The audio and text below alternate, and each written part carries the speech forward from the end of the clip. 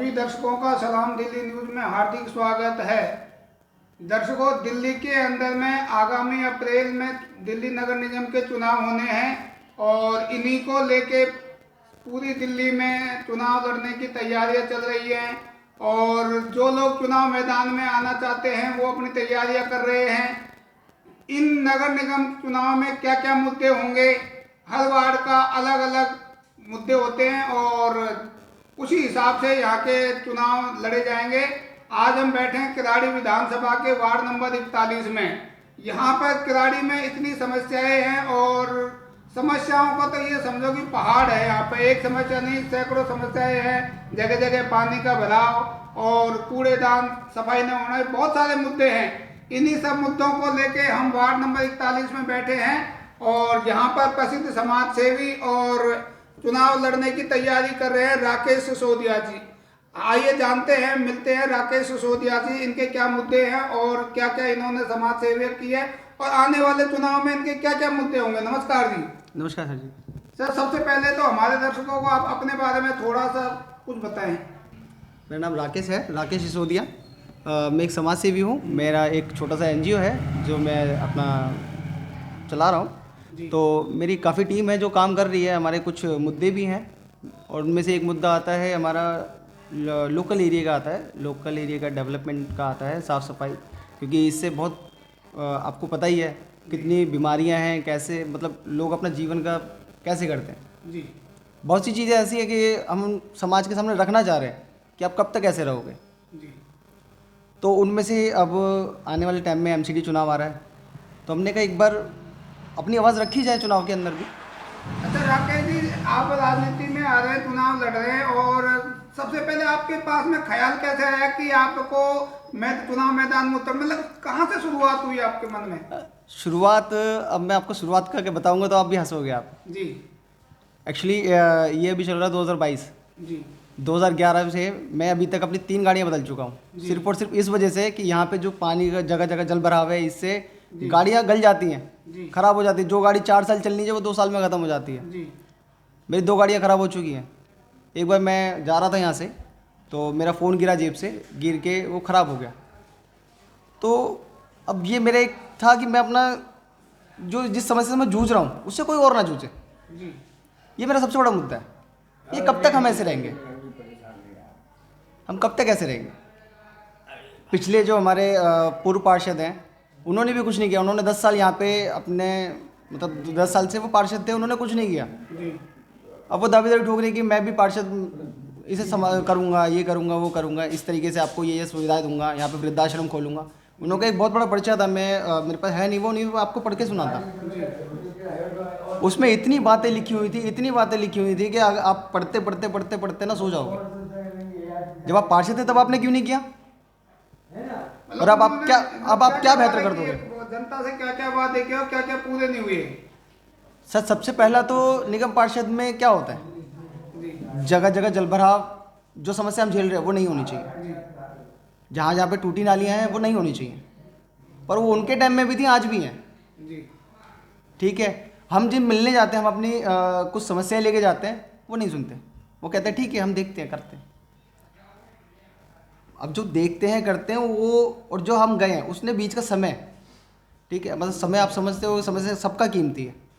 हम इंतजार करते हैं कि होगा होगा होगा होगा, बट नहीं होता। और आज भी वही समस्या आज भी है, यानी कि जो उन्होंने हमारे पूर्व पार्षद ने किया वो हमारे करंट पार्षद ने भी नहीं किया। तो मेरा ये सवाल है उनसे कि जब आप में करने की क्षमता नहीं है तो आप क्यों बन रहे हो, क्यों लड़ रहे हो पार्षद, क्यों बनना चाह रहे हो काउंसलर। अब बने हो तो करो। मेरा बस इतना सवाल है। अब यही चीज़ें सोच के मैं आगे। क्षेत्र में क्या क्या समस्याएं हैं जो कि प्रमुख रूप से आप उठाना चाहते हैं? सबसे पहला जल भराव, जिसके कारण लोगों सुबह ड्यूटी जाने के लिए ना 4 बार सोचते हैं कि हाँ हमें कोई रिक्शा मिलेगा तब हम आगे जाएंगे। पैदल चल नहीं सकते रोड पे आप। अब मैंने अभी आपको दिखाया, मैंने दिखाया था कि कैसे लोगों ने खाली प्लॉटों को कूड़ा घर बना दिया है। हमारे पार्षद दावे करते हैं कि हमने ये कर दिया, वो कर दिया। कहाँ कर दिया, दिखाइए हमें।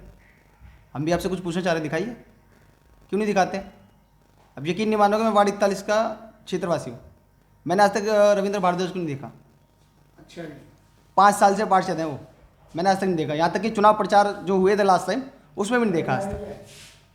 आप समझ सकते हो, मैं तो एक कॉमन आदमी हूँ, मैं तो रोड पे चलने वाला आदमी हूँ। अगर किसी की रैली हो रही है तो उसे तो देखूंगा ही देखूंगा कि यहाँ अच्छा पे किस। सिसोदिया जी, जैसे आप करेंगे यहाँ पे काफी समस्याएं हैं और 5 साल से उन्होंने कुछ नहीं किया, तो जितनी भी समस्याएं आप जूझ रहे हैं, यहाँ की जनता जूझ रही है, तो इन समस्याओं को लेके आप कभी प्रशासन के पास गए, निगम पार्षद के पास गए, विधायक के पास गए या ऊपर लेवल पर गए, कहाँ तक गए आप? मैं एमएलए तक तो मैं जा चुका हूँ। अच्छा जी, क्या जवाब होता है उनका? उनका जवाब होता है कोई बात नहीं, हम इसको कहते हैं, हम इसे सुधारते हैं, जो आपकी समस्या है उसको सुधारते हैं। मैं उनके पास 5 बार जा चुका हूँ, 5 में से वो सिर्फ मुझे को 1 बार मिले हैं जी। और 1 बार में ये जवाब था। जी। जब हमें पता ही है कि वहाँ पे कुछ होने नहीं तो जाके फ़ायदा क्या। अच्छा, जैसे आपने यहाँ पे अभी आप यहाँ पे इसी वार्ड में रहते हैं और यहाँ की जितनी भी समस्याओं से आप वाकिफ हैं, अगर आप चुनाव मैदान में उतर रहे हैं तो आप मतलब क्या क्या करना चाहेंगे यहाँ पर? मैं अगर जीतता हूँ यहाँ से वार्ड 41 से, जी। तो जो चीज़ें यहाँ पे अभी ख़राब हैं, जैसे टूटी नालियाँ हो गई, रोड हो गए, तो मैं इन्हें अच्छी तरह से बेहतर कराने की पूरी कोशिश करूँगा। कोशिश नहीं करूँगा, क्योंकि मैं करने के लिए आ रहा हूँ यहाँ पे। जी। मैं इन्हें सुधारने के लिए नहीं आ रहा हूँ, मैं इन्हें करने के लिए आ रहा हूँ कि मैंने नया बना के दूंगा आपको।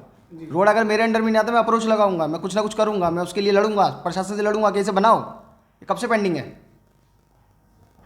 यहाँ पे सीवर लाइन नहीं है, सीवर लाइन के लिए हम, आपने देखा होगा अभी, आप जिस रास्ते से आए हो आपने देखा कैसा रास्ता है, आपको आने में कितना समय लगा आपको ये 100 मीटर का रास्ता पार करने में कम से कम 10 मिनट लगे होंगे। हाँ, आराम से 15 मिनट ही लग गए, 10 तो। और अगर ये रोड सही होता तो आपको आने में कितना टाइम लगता? मुश्किल से 2 मिनट। जी।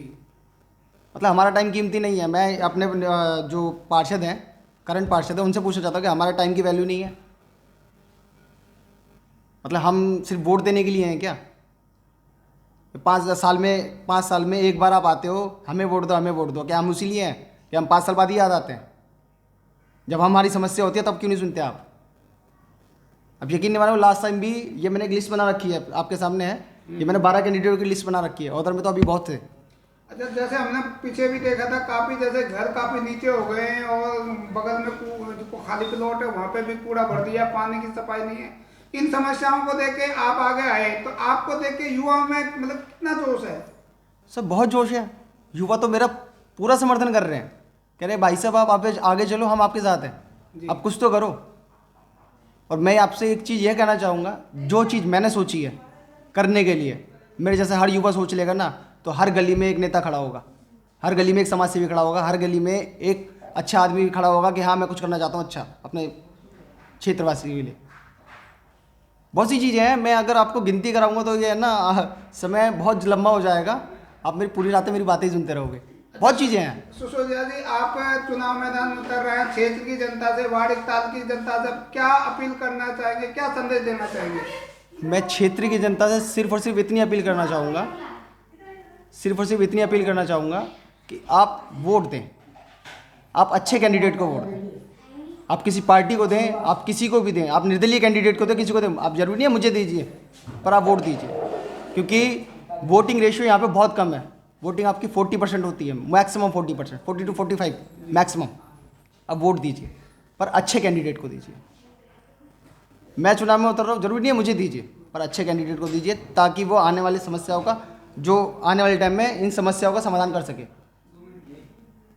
मेरी बस यही अपील है छोटी। बहुत बहुत शुक्रिया राकेश जी, आपने हमें समय दिया, इसके लिए शुक्रिया। नमस्कार।